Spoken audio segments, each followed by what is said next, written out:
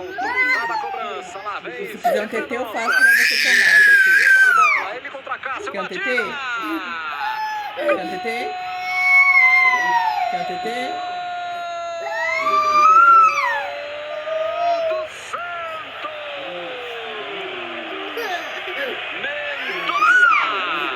Na marca de 53 minutos do segundo tempo, empata o clássico em Itaquera. Ele bateu forte, tirando do goleiro. O Santos, num jogo que já parecia perdido, vai buscar o empate, 1-1 nos acréscimos. E aí, Dodô? Se o Marcelo Fernandes não queria que o Mendonça batesse, o Mirante bateu muito bem.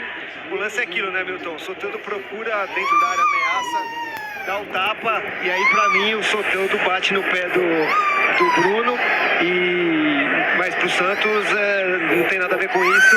É um lance que o juiz entendeu, o pessoal do VAR entendeu que foi